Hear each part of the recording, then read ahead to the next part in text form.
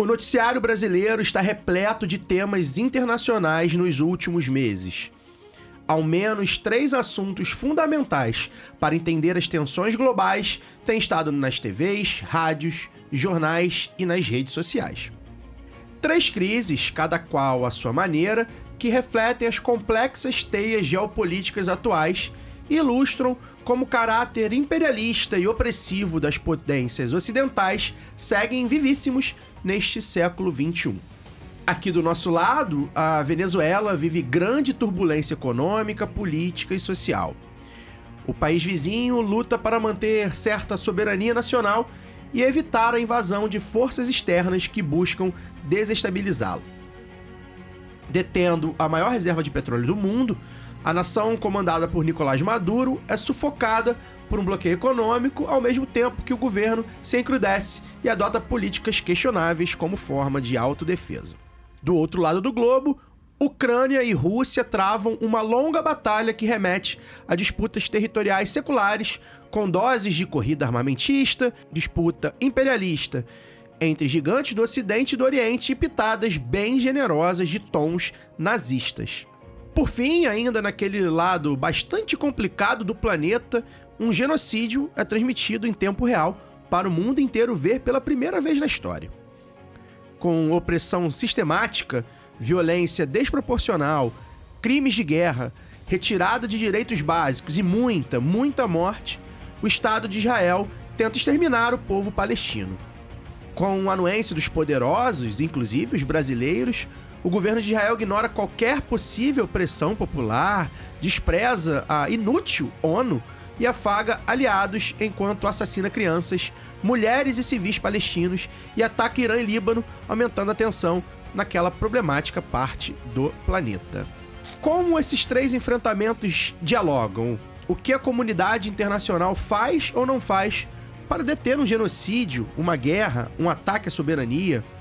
Qual o papel do Brasil na diplomacia em cada um desses casos? E como o jornalismo hegemônico faz o papel de assessoria da Casa Branca e distorce e enviesa o debate aqui. Para ajudar a gente a entender toda essa conjuntura internacional, o Lado B Revista recebe novamente Normando Rodrigues, advogado e mestre em ciências jurídicas e sociais. Normando, vamos falar de geopolítica, um assunto que a gente sempre precisa de explicações históricas e geográficas também, para entender, o hoje só não basta, a gente vai precisar olhar para trás para tentar entender. Bem-vindo. Muito obrigado, Caio. O hoje não basta, e eu costumo dizer que a fotografia não explica, né? O que explica é o filme. Né? Nos 3 casos que você relatou, está presente uma reconfiguração das relações internacionais, muito para o pior. Né? O mundo multilateral, o mundo dos organismos internacionais que, depois da Segunda Guerra Mundial, pretendiam estabelecer relações civilizadas entre os estados e entre os povos, esse mundo ele é reconfigurado depois do fim da União Soviética, porque se baseou em boa parte pelo equilíbrio durante muito tempo entre as 2 superpotências, e ele foi unificado pela grande superpotência restante, né, sob a retórica da globalização. Tem um economista americano muito interessante, e a vida dele é muito interessante, desde a atuação na análise ainda viva dos resultados de bombardeios na Segunda Guerra Mundial, passando pelo governo Kennedy e até a denúncia do mundo unilateral americano, que é o John Kenneth Galbraith, que ele tem uma definição ótima sobre a globalização, né, que é um nome muito bonitinho que os americanos inventaram para dominar o mercado mundial e vender de tudo deles. Só que esse cenário ele muda, né, quando potências regionais vão se insurgindo contra o sistema e vão oferecendo alternativas aos povos. Porque era isso que a União Soviética fazia. Né? A União Soviética, por tabela, influenciou direitos sociais no mundo inteiro, porque era uma alternativa ao capitalismo americano, com todos os problemas do modelo soviético, riquíssimo, cuja história tem que ser estudada e que teve muitos problemas. O autoritarismo é só um deles. Mas o autoritarismo está muito presente na trajetória do grande país herdeiro da União Soviética, que é a Rússia, né? E é muito questionado por conta disso, como se os Estados Unidos fosse a grande nação democrática, modelo mundial, com a sua eleição indireta para presidente e com seu bipartidarismo, né, pouquíssimo legítimo. Mas é difícil até a gente saber por onde desata esse nó, qual o fio que a gente puxa primeiro daí. Antes da gente puxar esse fio, é sempre bom lembrar, né? O lado B, qual é o papel do lado B? O papel do lado B é mostrar outras hipóteses, outros estudos, um outro lado sobre o que você costuma ver na grande mídia, né? Então a gente está aqui, vai falar de 3 temas muito relevantes para a geopolítica, e tentar mostrar um lado e fios históricos, né, e questões geográficas e geopolíticas e políticas internas que não são muito faladas na grande mídia, né? O nosso papel é esse, e o Revista vai tentar aprofundar um pouco nessas questões dessas 3 crises. Antes da gente puxar esse fio, lembrar que este é o episódio 5 do Lado B Revista, e você pode assistir aos anteriores aqui na playlist do Revista no YouTube. 2 vezes por mês a gente aborda temas pertinentes da cultura, da economia, da sociedade, seja do Rio de Janeiro, seja do Brasil, do mundo, como falaremos hoje, exclusivamente aqui no YouTube. A gente convida todos e todas que estão nos vendo a se inscrever no canal, se não for inscrito, ativar as notificações e dar seu feedback dizendo o que estão achando, sugerir temas, sugerir convidados, pautas, enfim. A gente conta com você também para fazer esse programa. Bem, Normando, vamos puxar esse fio, então. Como a gente vai falar de história também, precisa falar de história para falar desses casos, a gente vai seguir, assim, digamos, uma ordem cronológica, né? Vamos falar primeiro do genocídio do povo palestino perpetrado por Israel, né? Esse é um assunto que, pelo rigor histórico, a gente precisa começar falando da forma como Israel iniciou a ocupação de terras palestinas, e isso data lá do final da década de 40, né? E não dá para falar do que está acontecendo agora, em 2024, sem relembrar que todo o processo de ocupação e de criação de Israel já pressupõe terrorismo e extermínio como método, né? Então eu queria saber para você, de você, qual é a sua leitura, né, do que aconteceu na década de 40 para desembocar aquilo no que a gente está vendo hoje, que é um genocídio televisado e colocado nas redes sociais. Então, falar de Israel remonta ao início do século XX e fim do século XIX. Tem um caso emblemático do antissemitismo na Europa. O antissemitismo é muito arraigado na cultura cristã da Europa continental. Ele tem uma raiz mais profunda quando um papa da Idade Média ainda proíbe os cristãos de praticarem finanças. Então, os judeus passam a ter o grande monopólio do empréstimo de dinheiro, dos juros e tal. Acho que é Gregório VIII, ou 19, ou 45, o Papa. E enfim, está ali a razão, a raiz social, né, de muita perseguição aos judeus, por causa do dinheiro, evidentemente. E o judeu pobre, que é o que mais se lasca, vai junto com o judeu rico. Tem um marco civilizatório muito significativo, que é o início da Era Contemporânea, a Revolução Francesa. No início do 18 de Brumário de Bonaparte, quando ele dá o golpe de Estado, acaba o processo revolucionário em 1799 e vira o primeiro cônsul, depois vai se autoproclamar imperador que nem o Guaidó, né? O Bonaparte ele proíbe o antissemitismo na Europa continental. Isso é a primeira vez que uma potência europeia significativa para o continente afirma, né, direitos universais da tradição iluminista que deu na Revolução Francesa e que vai militar contra o antissemitismo. Mas o antissemitismo está ali na Rússia, nos pogroms sobre a Rússia imperial, está ali na guerra cultural do Bismarck, na formação do Estado alemão, e vai ser apropriado pelo fascismo, como a gente sabe, todo mundo conhece. Um caso do antissemitismo muito significativo na França foi o caso do Dreyfus. que era um capitão do exército francês, que foi acusado, era tipo secretário do Estado-Maior do Exército, foi acusado de vender segredos militares para os rivais alemães 10 anos antes da Primeira Guerra Mundial. E ele é condenado e vai para a Ilha do Diabo, passa um longo tempo. A viúva dele é que convence o grande escritor Émile Zola a fazer uma campanha denunciando toda a irregularidade do processo, e fica provado que grandes altos oficiais da nobreza cristã francesa é que venderam os planos em questão para os alemães. Cobrindo o caso Dreyfus, existia um jornalista chamado Theodor Herzl, que é considerado o pai espiritual do Estado de Israel, que lança, em resposta ao antissemitismo, o sionismo, né? E que, num primeiro momento, significa juntar dinheiro da comunidade judaica europeia para comprar terras na Palestina e instalar colonos judeus. Sempre existiram judeus desde a antiguidade, apesar da diáspora lá do Imperador Romano, sempre existiram judeus na Palestina, e o histórico de convivência com as comunidades árabes era muito bom até então. Quando começa a compra de terra, quando começam as organizações armadas, civis, né, judias, a pegar terra na marra, mesmo antes de 1948, isso começa a vazar e os árabes começam a se organizar em resposta também, e a violência cresce. Tem um detalhe que vai formar o Estado de Israel 10 anos antes. É um detalhe que acontece em 1938, que é um ano significativo para a Alemanha fascista. A diplomacia da Alemanha fascista era bem próxima daquele chanceler do Bolsonaro terraplanista que a gente teve aí, o Ernesto Araújo. Né? Era uma diplomacia imbecil. Mas em 1938, por conta do rearmamento e da reconfiguração econômica que a Alemanha faz sob o fascismo, ela conseguiu alguns frutos diplomáticos muito significativos. Um deles foi a anexação da Áustria, né? Ganhar o apoio do Mussolini para a anexação da Áustria.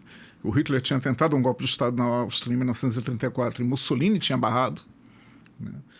E o Mussolini é forçado por conta da hegemonia econômica alemã a aprovar. Mas o mais retumbante é o Pacto de Munique, né, que entrega metade da Tchecoslováquia para a Alemanha, né, a região dos Sudetos, que era rica, e depois, no ano seguinte, em março, Hitler pega todo o resto do país. Mas tem uma vitória significativa, que é a Conferência de Evian. Evian, um balneário, né, um termal francês no interior. E em 1938, o Hitler ainda não fez a Noite dos Cristais, que vai fazer em novembro, mas já está sendo acusado por todos os países dos maus-tratos aos judeus. E ele tinha tirado o pé disso, tinha feito um monte de exemplo de convivência pacífica como jogada internacional por ocasião das Olimpíadas de Berlim em 1936, que era para, não, somos civilizados, bonzinhos. Ele cumprimenta, depois ele vai no banheiro e lava a mão, né? Mas ele cumprimenta o Jesse Owens, o fundista negro americano, né? Para, não tem racismo, não tem antissemitismo, etc. e tal. E depois a lei de Nuremberg, que são segregacionistas, vão perseguindo muito os judeus. Em 1938, a pressão está muito grande e tem uma voz no cenário internacional, que é um homem diferenciado, e alguns biógrafos acham que foi até por causa da polio. O Roosevelt está batendo muito no Hitler no cenário internacional, por conta da perseguição e, claro, pressão também da comunidade bancária judia americana, que é um fator relevante em todas as eleições deles. E aí a diplomacia alemã arma uma resposta, que é a Conferência de Viena. Não, vamos reunir todos os países que estão incomodados com a perseguição aos judeus na Alemanha e vamos debater a imigração judaica. E ele reúne delegados de todas as médias e grandes potências europeias e mais os americanos na cidadezinha de Evian. E o resultado da conferência é que todos os países dizem não à imigração judia. E o Hitler sai como vitorioso da conferência dizendo o seguinte: ora, ninguém quer os judeus, eu também não quero. Né? Então eu estou fazendo essas políticas que eu quero eles fora do meu país, assim como vocês não querem. Uhum. Então é uma vitória enorme para a diplomacia dos caras. Isso embute nos aliados futuros um sentimento de culpa da comunidade judia.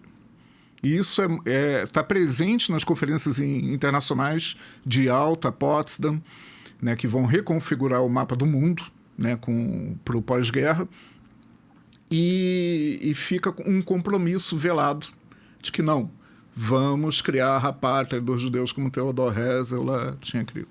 O voto decisivo em 48 do Oswaldo Aranha, né, que presidia a Assembleia, e tem estátua em Tel Aviv, etc. e tal, por causa disso. Aí você tem uma situação jurídica complicada, né, porque a Palestina, assim como o Líbano, a Síria, o Iraque, era território otomano que foi ocupado pelos aliados no fim da Primeira Guerra Mundial. Então era para ser um território autônomo. Entre as guerras tinha até um nome para disfarçar o colonialismo do imperialismo europeu, que tinha sido muito denunciado. Então não eram mais colônias, eram protetorados. E todos esses países, mesmo que dividindo as fronteiras à baioneta, vão ganhar autonomia e vão ganhar, no pós-Segunda Guerra Mundial, a independência. Mas a Palestina não, porque era o território reservado para colocar os judeus. A solução menos agressiva aos árabes, que ocupavam originariamente a terra, é o desenho dos dois estados, que é uma maluquice, né? Porque são dois estados em que um deles tem 3 ilhas, né? A Cisjordânia, a faixa de Gaza e Golã, né? No sul da Síria, nas montanhas, que Israel não admite mais como território palestino, e inclusive a ONU meio que aceita tacitamente que já é território israelense. Mas os dois grandes territórios são separados. E hoje em dia são separados por um muro vergonhoso, assim, muito mais vergonhoso do que o de Berlim, comparável aos muros de arame farpado, né, de Auschwitz. Então, Evian, ela marca o motivo. Não, somos culpados e vamos redimir nossa culpa.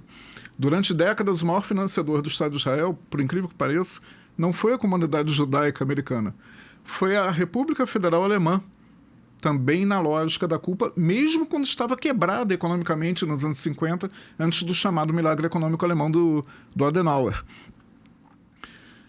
Israel é um Estado, até hoje, antidemocrático. Não é o que os americanos vendem de a grande democracia do Oriente Médio, muito ao contrário. Israel não tem constituição, é um Estado autoritário. Vive com leis fundamentais que os próprios juízes israelenses nem sempre reconhecem como dominantes sobre o resto do ordenamento jurídico. E as mais recentes dessas leis fundamentais, que eu acho que são 14, as 4 mais recentes, são leis racistas, que discriminam explicitamente os árabes. E mais do que isso, né, uma delas coloca o programa político de extermínio dos árabes dizendo o seguinte: ocupar terras do Estado, do suposto Estado palestino, é um dever dos judeus. Isso está numa norma, escrito explicitamente numa das leis fundamentais do Estado de Israel. E hoje você tem já 2 ou 3 gerações, né, de sabras, de israelenses guerreiros autênticos, nascidos em Israel, que foram educados sobre esses valores, que acreditam que tem que matar palestino. Sim. Que palestino não é gente, palestino não tem direito. Então, a forma como a comunidade internacional está fechando os olhos ao Holocausto em Gaza, agora corrente, é absurda, é um débito para as futuras gerações de quando a gente tiver um processo civilizatório retomado, né, fora do atual cenário, que não se explica só o apoio americano, não só com a eleição deles, e não só como oposição à China.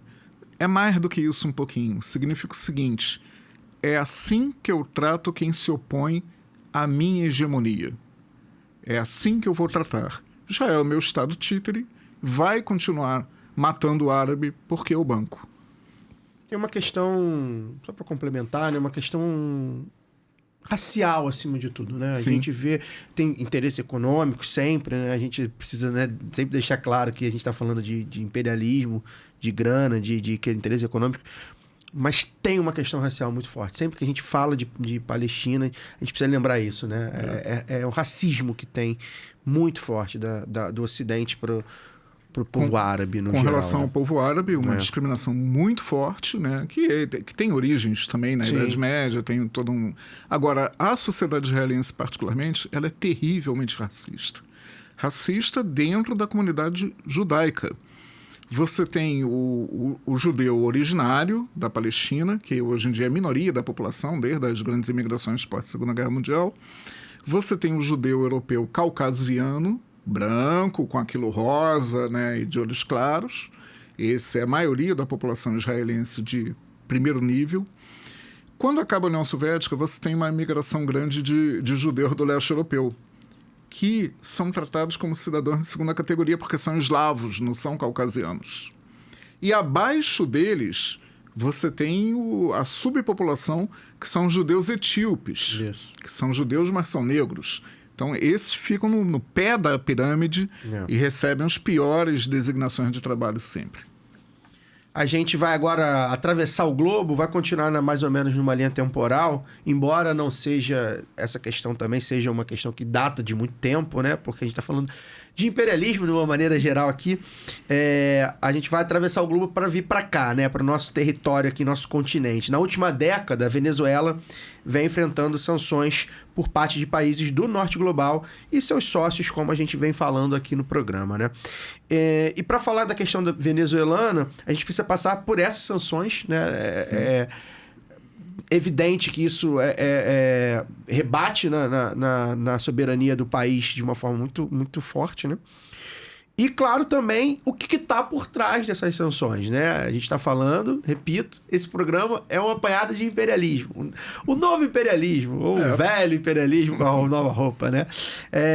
E aí, Normando, quais são esses interesses globais, né, que estão em jogo nessa disputa, que faz principalmente a gente aqui no Brasil, a nossa grande mídia, a nossa opinião pública, se importar tanto com a Venezuela? Por que a gente se importa tanto com a Venezuela, né? Então, o que está por trás disso aí na sua leitura?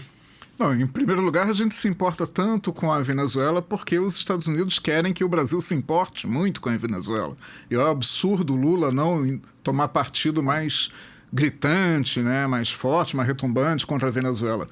Durante o governo Bolsonaro e na presidência do Trump, houve uma proposta, inclusive do Departamento de Estado americano, junto com o Pentágono, do Brasil literalmente comprar briga com a Venezuela. Isso levou a uma escalada e alguém do Exército Brasileiro, lá do time dos pintadores de meio fio, teve um rasgo de bom senso e baixou a bola do Bolsonaro, porque ele já estava fazendo um discurso belicista, porque o Trump mandou, né? Claro, tem a lógica de que a América Latina é meu quintal, né? Eu, Washington, mando na América Latina, não posso admitir mais uma outra Cuba aí também. Tem também o fato do petróleo, claro, óbvio. A Venezuela tem hoje a maior reserva do mundo, superou a Arábia Saudita já tem alguns anos. Tem a crítica que os americanos falam, não é tão importante assim, porque é um óleo pesado, demanda todo um trabalho de refino. Raposa e as uvas, né? Isso é uma coisa milenar. Quem desdenha quer comprar, né? E era a história que eles falavam do pré-sal, era o mesmo discurso do pré-sal. Que não servia, que ia ser difícil. Ia ser difícil, era economicamente inviável, ia ficar 40 vezes mais caro do que o petróleo do Oriente Médio. Mesmo discurso. Agora, tem um componente cultural que é do nacionalismo. E isso, por vias, ainda que tortas e, sim, autoritárias, a Venezuela ela conseguiu um feito nacionalista que é inédito na história dela. Ela teve um pequeno período que os movimentos da Venezuela, não por acaso, eles são muito parecidos na história da Venezuela com a história do Brasil. No fim do século XVIII, tem um monte de intentona independentista influenciada pelo Iluminismo, pela Revolução Francesa, pela Revolução Americana, assim como nós tivemos também. E quando chega a independência, antes do Brasil e por vias mais legítimas, diga-se de passagem, é no processo do Bolívar, que tem um sonho, né, da enorme Nova Granada de Espanha, que seria todo o norte e noroeste do continente, Era um sonho integracionista, mas muito além da capacidade política das elites e das burguesias locais. Passado isso, a Venezuela sofre o mesmo período de caudilismo que o Brasil sofreu, de chefes regionais, etc. e tal. A Venezuela sofre um ataque de fronteiras que nós não sofremos. O Esequibo foi tirado na mão grande pelos ingleses, né, do território venezuelano, e a Venezuela vem reivindicando a província há muito tempo, não é porque agora o petróleo foi descoberto em alto mar. 20 anos atrás, aliás, a Venezuela mudou a bandeira dela para botar mais uma estrelinha representando o território de Esequibo, por conta do pleito internacional. E tem um tratado internacional que foi assinado reconhecendo o direito da Venezuela, um tratado reconhecido pela ONU em 1962, né? Mas que ninguém da mídia... Coitada, tá... a ONU... sem moral nenhuma, né? Os três assuntos que a gente está... Estão passando por cima da ONU. Os três assuntos que a gente está conversando aqui mostram a falência da ONU. A ONU não existe mais. Aí a Venezuela, cara, quando ela chega no... isso é importante ser dito. A Venezuela teve um rompante nacionalista nos anos 30, muito inspirado por um general mexicano que é um ponto fora da curva, cara, que é o Lázaro Cárdenas. Que é o cara que é o único país, além da União Soviética, que manda armas para a República Espanhola durante a Guerra Civil Espanhola, de 36 a 39, peita os Estados Unidos, e em 1938 é o primeiro país no planeta a nacionalizar o petróleo, né, o México. E daí vem a Pemex e toda a história de afirmação nacional deles. Não rompe com aquela velha chaga que foi o Porfírio Díaz, um ditador militar mexicano que deu o diagnóstico lá no fim do século XIX, né? Que é pobre México, tão longe de Deus, tão perto dos Estados Unidos. Ele não tem poder para isso, mas o Cárdenas é um ponto fora da curva e inspira o nacionalismo sobre recursos naturais no resto da América Latina. É por inspiração do Cárdenas que pouco depois a Venezuela, se não me engano em 43, tenta nacionalizar o petróleo. Já há 20 anos, então, já tem empresa imperialista tirando petróleo da Venezuela. Isso começou na década de 20. E aí, em 43, eles criam a primeira empresa, que é o Embrião, que depois vai dar, nos anos 90, vai dar na PDVSA atual, e rompem com um modelo jurídico do contrato de concessão de petróleo, que é absurdo e que o Brasil, por exemplo, pratica até hoje. Tá? Não no pré-sal, que tem a lei do pré-sal, já muito vilipendiado depois do golpe de 2016, mas que o Brasil pratica até hoje no restante. Mas isso dura muito pouco. Esses governos nacionalistas, eles têm, enfim, não por acaso, cara, com uma intentona entreguista, né, que é o mesmo movimento que derruba o Vargas. O presidente venezuelano nacionalista é derrubado em 1945, 6 dias antes do Getúlio. Caramba. Entendeu? É o mesmo movimento para o continente inteiro que eles estão promovendo. No Brasil, a gente sabe o que resultou isso. Tirando o Bolsonaro, o governo mais entreguista que a gente teve foi o do Dutra, que sucedeu essa derrubada do Estado Novo. O Brasil era credor das grandes potências quando acaba a Segunda Guerra Mundial. Em 4 anos vira devedor, comprando chiclete, bambolê, etc. E o mesmo caso acontece lá. Esse país não se reafirma nacionalmente, não tem uma alma nacional soberana, entra de cabeça numa furada que é o neoliberalismo, né? E a pobreza, a graça aumenta, é uma tragédia como a gente está vendo acontecer agora na Argentina. E é contra o neoliberalismo que os milicos vêm dar golpes nacionalistas, que é também um ponto fora da curva na história dos militares latino-americanos. O Chávez, ele dá 2 golpes, acho que em 92, é preso, depois é anistiado. Quando é anistiado, ele se elege. Chávez é um milicão, vamos fazer um acordo aqui, né? Não é nenhum Fidel Castro da vida. E Castro já tinha seus problemas, mas Chávez é um milicão. Mas incomodava muito. Sim. Zerou o analfabetismo, fez um programa educacional de massa.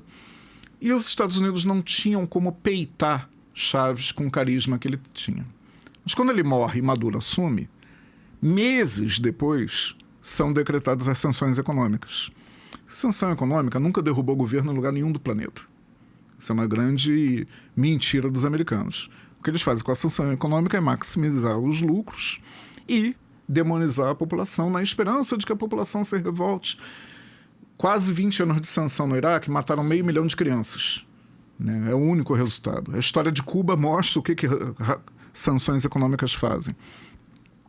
Agora, a Venezuela tem uma sorte histórica, porque no momento em que são decretadas as primeiras sanções, tem um ator internacional que está dizendo o seguinte: olha, eu também existo, que é a República Popular da China. As sanções começam contra a Venezuela em 2014, quando Maduro toma posse, e no mesmo ano a China começa a botar dinheiro na Venezuela. E depois, quando a China faz o seu grande projeto estratégico da nova Rota da Seda, né, iniciativa Cinturão, né, e Estrada, ela inclui a Venezuela especificamente, né, como destino. E a China não só está bancando a Rússia, né, na guerra da Ucrânia, que a gente vai conversar, mas ela também deu meios financeiros à Marinha Russa para abrir uma base na Venezuela. Então o buraco ficou um pouquinho mais embaixo. Tem até um debate no cenário internacional dos democratas, em que a esquerda do partido questiona a política grosseira que foi feita com a Hillary e com outros falcões, né, de que o não diálogo com a Venezuela empurrou a Venezuela para o lado da China. E aí, pela primeira vez, uma outra potência tem uma outra base na América Latina que não Cuba. Né? Sobre as eleições, muito rapidamente, cara. É piada, né, as notícias como são apresentadas aqui. Hoje mesmo, né, estava ouvindo, né, o Sistema Globo em sua ladainha cotidiana contra Maduro, né, dizendo que um dos reitores, tem 5 reitores no grande Colégio Eleitoral Nacional, né, o órgão da Justiça Eleitoral venezuelana, denuncia que houve fraude mesmo, que não tem provas de que Maduro foi reeleito, etc. e tal, parará. Ninguém fala quem é esse cara. Esse cara é o representante da oposição no colégio eleitoral. É como se fosse 3 juízes togados, digamos assim, de carreira, e um representante da situação e um representante da oposição. Ele é o delegado da oposição, ele está falando o que ele tem que falar mesmo. Ele está ali para isso. E quem é o perfil da oposição? O perfil é a Corina, né, que assinou em Madrid, não tem muito tempo, uma carta que pretende ser a fundação da Internacional Fascista. Eu falei de 1934, lá que o Mussolini tinha se oposto ao golpe na Áustria. Naquele ano, os alemães estavam tentando criar uma internacional fascista e que esbarrou nessas contradições do choque de nacionalismos fascistas. Mas agora, há pouco tempo, né, os Bolsonaro, o clã, né, e encontraram vários pares seus do continente, inclusive Milei foi, e assinaram uma carta para a criação da Internacional Fascista, o velho sonho deles. A Corina é a grande representante da Venezuela nesse movimento. O títere dela, o ex-diplomata nomeado por uma ditadura que era o coordenador de grupos de extermínio em El Salvador durante a Guerra Civil. O perfil do cara é o quê? Quem praticava operações de sequestro e assassinato e fomentava a tortura de presos políticos. Era esse o candidato oficial. Sim. Então, me desculpem, Maduro é autoritário, tem um monte de defeito na Venezuela que a gente pode criticar enquanto democracia, etc. e tal, assim como tem na Argentina, tem no Brasil. Pois é. E nos Estados Unidos tem muito mais. Pois é. Agora, ele é um líder nacionalista e está defendendo genuinamente o interesse do seu país e o interesse do povo. Um detalhe final que pouca gente fala, né? Que está todo mundo atacando a eleição, todo mundo dizendo que foi fraudada, etc. e tal. As urnas venezuelanas são brasileiras. Tá? Só para lembrar disso. Pois é, vou dar um pitaco aqui, né? Outro dia foi perguntado sobre o que eu achava da Venezuela, né? E foi engraçado. Fui conversar, né? Primeiro que, assim, o Lula falou uma vez, né, recentemente, sobre democracia, o conceito da democracia ser subjetivo. E foi atacado por isso. E assim, gente, ele falou uma coisa tão óbvia, né? Porque é isso. Se os Estados Unidos é a grande democracia do mundo, e eles já partem do princípio de que, por exemplo, o voto é indireto, que é um negócio que é um absurdo, né? Mas a gente passa pano. A gente não, né? Mas as pessoas passam pano. É indireto, mas tem lá os delegados. democracia é um conceito vago, que a gente pega, a gente encaixa aonde a gente consegue encaixar de acordo com as realidades dos locais, né? Cara, pegar um carona no teu comentário rapidinho. Claro. O falecido professor Carlos Nelson Coutinho, fui aluno dele, né, na ciência política. Ele tem um texto dos anos 80 que foi um marco e deu muita polêmica na esquerda brasileira, que é a democracia enquanto valor universal. Anos depois, 10 anos depois, já sob Fernando Henrique, o Carlos Nelson ele revisita esse texto numa entrevista que ficou famosa pro Globo. E ele fala, não, se eu reescrevesse aquele artigo hoje, eu não diria democracia, eu diria democratização.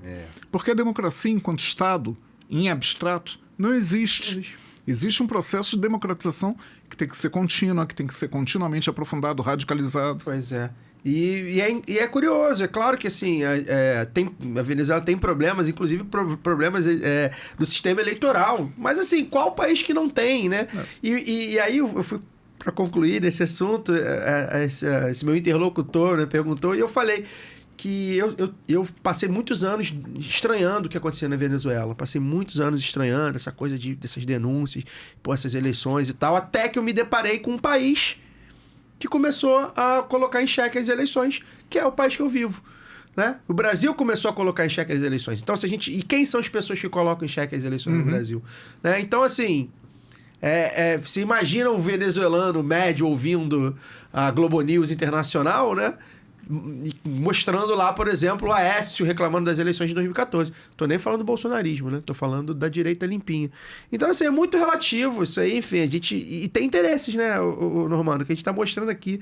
São interesses, e é sempre o mesmo paizinho por trás. Esse mesmo país tem interesse de muita coisa. Nenhuma novidade. Nenhuma novidade, mas assim, a gente tá falando aqui, a gente vai pro terceiro bloco, vai atravessar o globo novamente, a gente vai mostrar que esse país já não tá mais sozinho, não tá dominando o tabuleiro, não tá jogando xadrez sozinho, né? Tem gente jogando xadrez com ele. Também na última década, a partir de 2014, a Ucrânia intensificou os ataques às manifestações pró-Rússia em Donbass, né? Um local com predominância de população com origem russa. Também data dessa época os batalhões neonazistas ucranianos. E aí a pergunta é: como é que você está avaliando esse escalonamento do conflito na região, né? E principalmente como você enxerga o papel dos Estados Unidos, já que a gente está aqui metendo pau nos Estados Unidos, é o nosso dever, e da OTAN, né? De olho nessas questões da Rússia e das questões de território dos vizinhos da Rússia, porque está acirrando, né? Uma guerra que está matando muita gente, que está acirrando a questão naquele local. Como é que você vê aí Estados Unidos e OTAN olhando para a Rússia? Cara, muito simplesmente, numa frase. O perigo que os Estados Unidos representam hoje para o planeta, enquanto protagonista de uma eventual catástrofe nuclear, de uma guerra global termonuclear, como a minha geração cresceu com esse fantasma na cabeça, é muito maior do que o da Rússia, da China ou de qualquer instabilidade no continente europeu, particularmente com relação à guerra na Ucrânia. E pela forma irracional com que a política externa americana tem se desenvolvido. Muito rapidamente, tem um conceito que nem é do Pepe Escobar, eu vou citar o Pepe Escobar porque ele usa muito, que é o do otanistão, né? Porque virou a Europa continental um grande país fundamentalista em que ou está comigo ou está contra mim. E isso vem, a palavra não foi cunhada no início da guerra na Ucrânia, ela antecede, por conta da errática política externa desses atores da Europa continental, sobretudo a Europa ocidental, né, capitaneada por Alemanha e França. Mas tem uma curiosidade, aliás, uma peculiaridade econômica que é muito interessante a gente pensar. Qual é hoje o grande problema do edifício geopolítico que foi criado da Comunidade Europeia? É a falta de legitimidade dos governos nacionais. E, consequentemente, a descredibilização do sistema político. Porque por que as pessoas votam? Por que em Portugal vão votar no parlamento? Por que na França vão votar... Né? Agora teve uma grande mobilização contra o perigo da extrema-direita, mas vão votar no Macron? Por que acabam elegendo o Giorgia Meloni na Itália? Porque ninguém vê mais saída no sistema político. Porque não existe. O sistema político da Europa Ocidental é todo ele de mentirinha. Quem determina a política econômica é o Banco Central Europeu. Não são os países, não são os governos dos países. Quem determina a política econômica do Banco Central Europeu é o Deutsche Bank, da Alemanha. E, por sua vez, quem determina o que o Deutsche Bank faz é o Fed norte-americano, bicho. Então, está muito claro que aquilo virou uma colônia, né? As antigas 13 colônias colonizaram a Europa continental. E isso estava meio que velado, mas isso fica gritante quando os americanos vão lá e explodem os 2 gasodutos em que a Alemanha botou dinheiro. Porque aquele não era um projeto só russo, era russo-alemão, para levar o gás natural da Rússia, né, pelo Báltico para a Alemanha. Era um projeto do país. Os americanos foram lá na mão grande, explodiram o gasoduto, e como disse um analista internacional na época, a explosão do Nord Stream 2, a primeira foi mais disfarçada. A do 2 é tão escandalosamente americana que o cadáver está em cima da mesa da sala de jantar e a Europa está fingindo que não vê. Né? E aí você tem a história da Ucrânia. Né? A Ucrânia, óbvio, está sendo usada como um marionetezinho, como um títere, né, contra o interesse econômico da Rússia, com o qual o Ocidente sempre conviveu muito bem enquanto não afetava ela. Né? Tem a revista que é ícone do pensamento político europeu, a The Economist. Ela tem umas edições antigas que são mal barato, que era o seguinte, não sei se você vai lembrar, o Putin surge como alternativa na sucessão daquele bêbado entreguista que era o Yeltsin, que era esse sim um fantoche americano. O Putin surge como alternativa porque ele comanda a repressão política aos separatistas na Chechênia. Faz barba, cabelo e bigode, trucida, mata todo mundo que se opõe aos russos na Chechênia. E o Ocidente estava batendo palma para ele.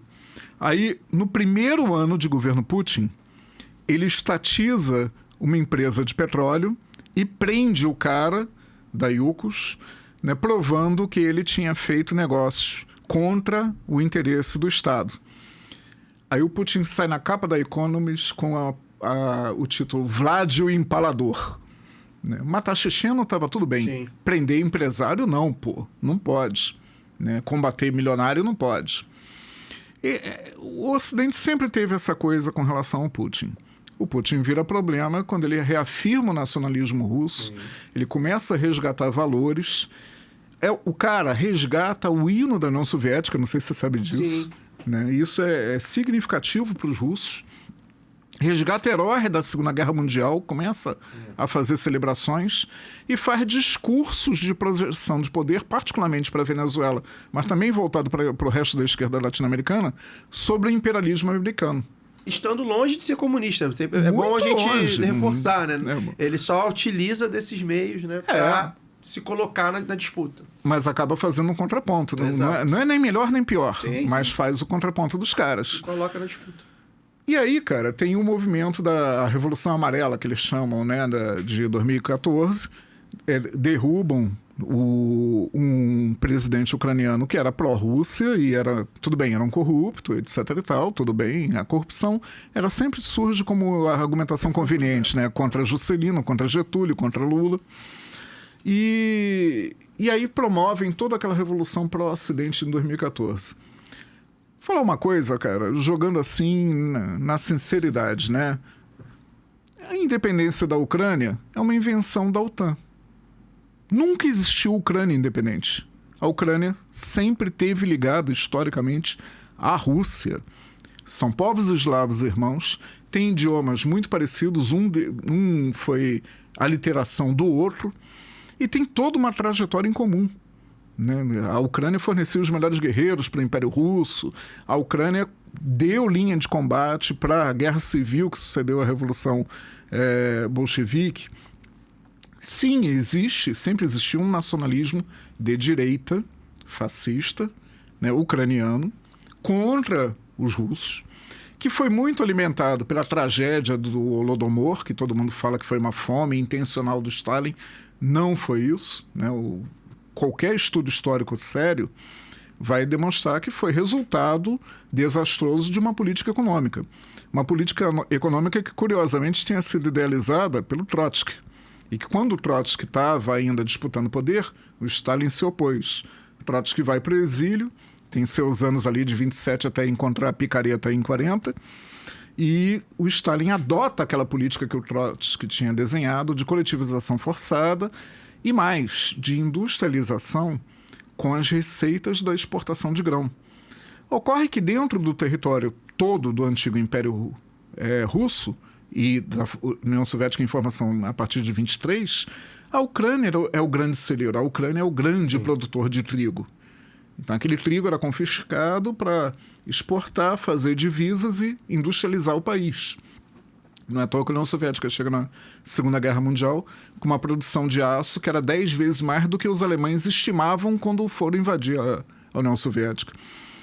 Isso tem uma tragédia social enorme e os fascistas se usam disso, né, contra o grande erro. Tem vários estudiosos, inclusive um coronel do Departamento de Defesa, que escreveu um grande livro que é Duelo de Titãs sobre a Frente Oriental na Segunda Guerra Mundial. É um dos caras que diz isso. O grande erro dos alemães é começar a matar os ucranianos quando entram na Ucrânia. Porque se eles combatem a União Soviética, expulsam da Ucrânia, como fizeram, e ganham esses fascistas ucranianos, os soviéticos não voltavam. E aí mesmo esse movimento fascista soviético se uniu aos bolcheviques para continuar a guerra.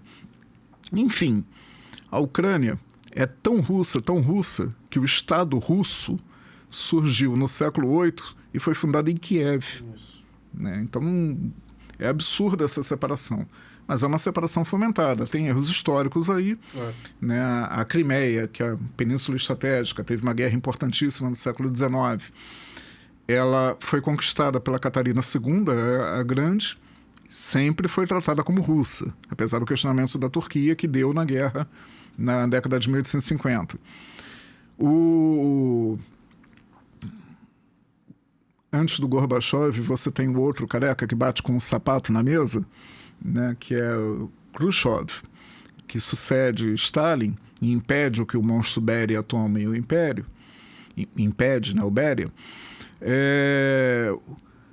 e ele entrega a Ucrânia à Península da Crimeia, em 1963, por decreto e tal.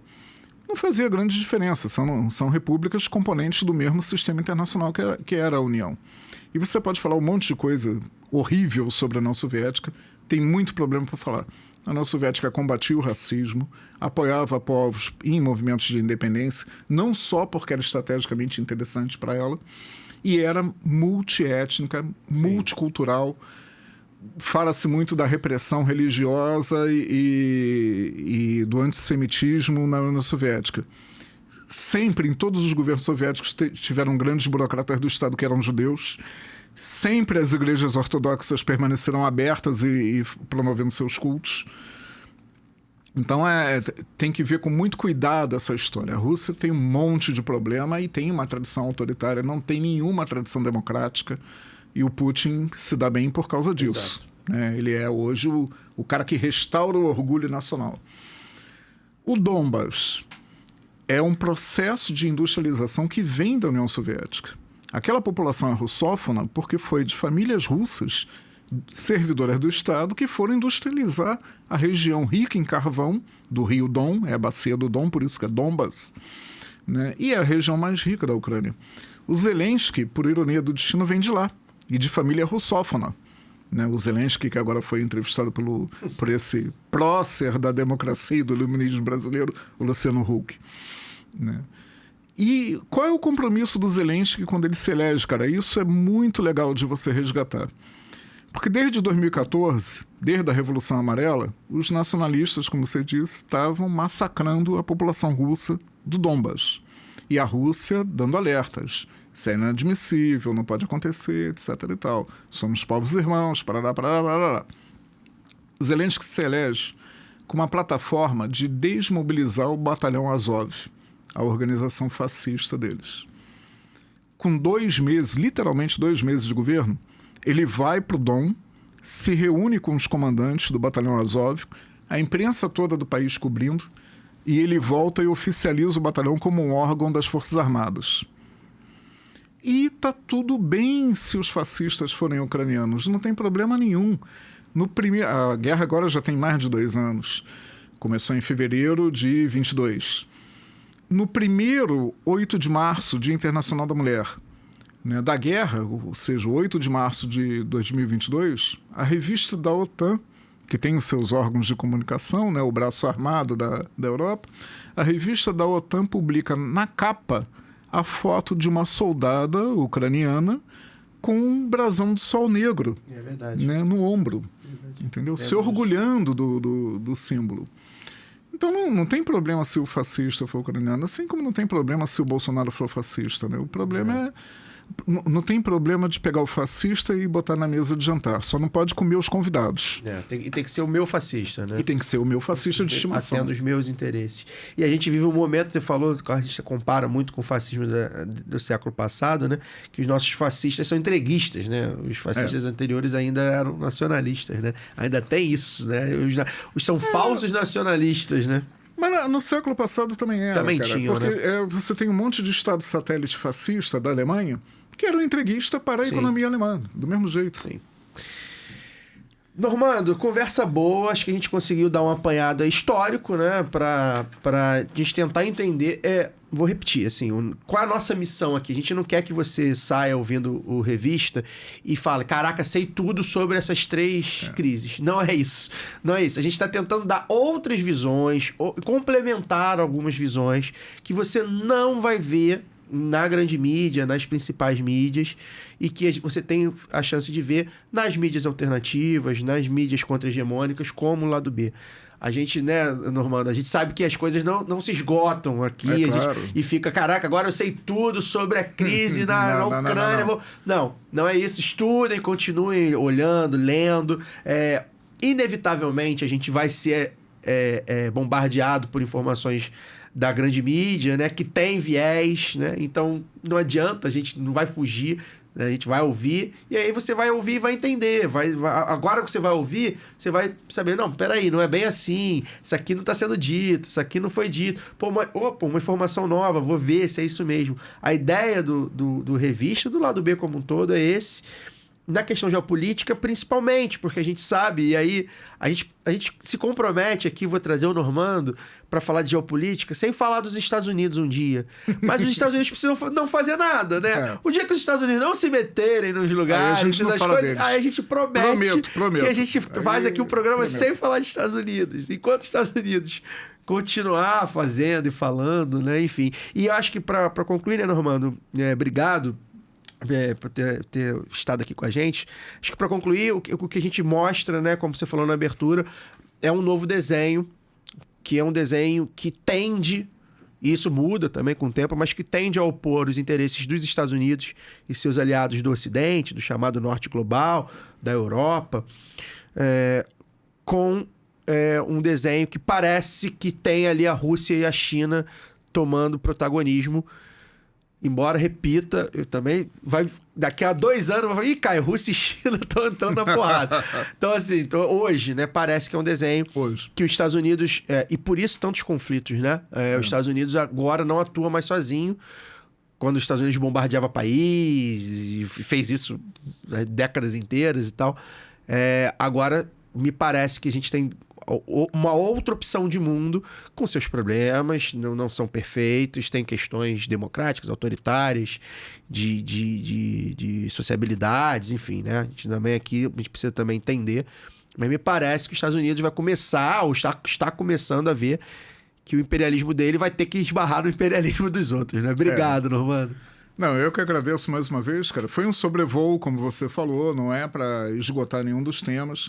Tomara que tenha contestação e que digam, não é nada disso, etc e tal. Inclusive está aberto nos comentários, por favor, coloquem autores, coisas, enfim, porque é importante, a gente aqui precisa desse debate, né? Sim, e só para fechar, mas é importante a gente ter alguns critérios, né?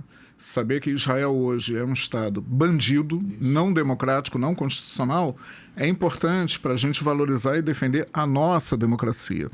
Saber que as urnas venezuelanas usaram o mesmo software, o mesmo esquema das nossas urnas no nosso processo eleitoral, é importante para a gente lembrar, quando começam a ter denúncias, como você lembrou, do processo eleitoral brasileiro, né? E saber que determinados valores nacionais passam para além de fronteiras, é importante até para a gente lembrar que um dia a gente vai ter que levantar a necessidade de intervenção pela defesa dos direitos humanos e pela defesa de uma eleição justa e democrática nos Estados Unidos, que não as tem.